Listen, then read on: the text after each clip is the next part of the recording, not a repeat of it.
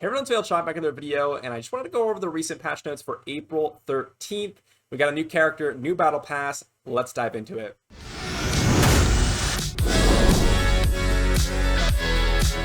So we have a very brief patch today. As I mentioned, we have the new character Opal, which I'm going to go review in this video. And then we have the new magic pass, which will be Hector. I know a lot of people were disappointed by that. I made a random guess and I was laughing, and it turns out to be that I'm correct. It looks like the new Blackhorn skin is actually corrected in the display error, so that's nice. And Zillion's curse during the battle looks like it'll display correctly, so that's nice. So just a couple of bugs and such, but the new hero is very exciting and my personal new favorite aesthetic looking hero. It is very reflective of another character from another game, Lucian, for those of you that don't know from League of Legends. Very, very reminiscent of that character, and I want her really, really bad. So here we have it, Opal. She's in the free cities, and we're just gonna go ahead and go through her kit, her skills, and what I think about her as my initial impressions. So first off, we have a S base attack, which is really, really solid for an attacker type character. Very, very high base attack here. Really, really nice to see that. It could be a little bit higher, but once we get to the multipliers, you'll see that it probably is too dangerous to do a little bit higher than she already is. Next up, we have B base HP and defense. Pretty solid numbers for being an attacker type character. I wouldn't expect it to be much higher. Pretty solid for being a damage dealer. Then we have B base speed here, and this is actually quite a high number of speed for a damage dealer as well. Hydricia actually ends up being at, I think it's 90 or 100 when you have Ascendant, so it's like 5 extra speed, which is quite nice. And then we have an A crit rate here, 8%, which is nice, again, because you're going to be building crit rate on her.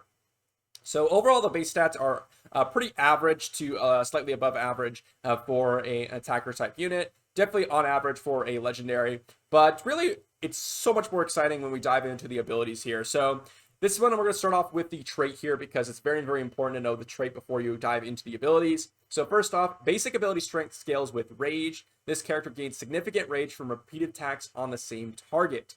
And then the Ascension trait, it is Ascension 5, which is quite a lot of Ascensions. You're going to grant speed up to when under 50% HP. So that is quite nice. I believe this is just going to refresh every round. So you're going to have that constant speed up to when you're under 50% HP.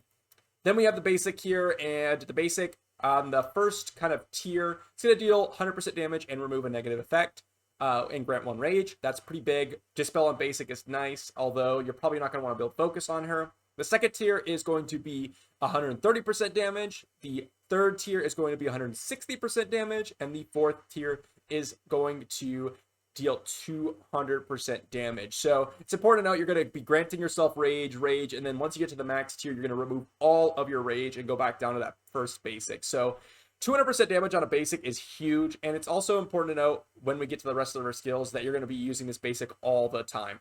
So then we have the passive here. This character cannot take more than 51% of max HP in damage from a single attack.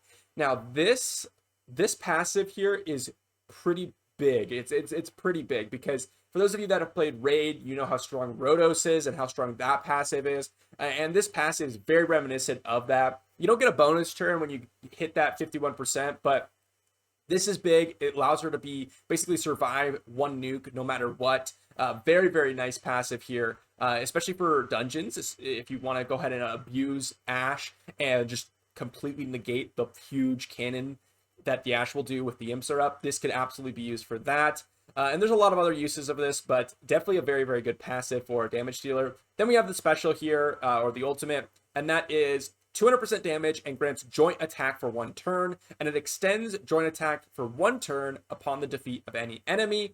And so this is what this is going to do is you're going to get your second joint attack, and it's going to basically use the basic ability here alongside the attack of any ally. Now, what I believe this is that it's 1 stack.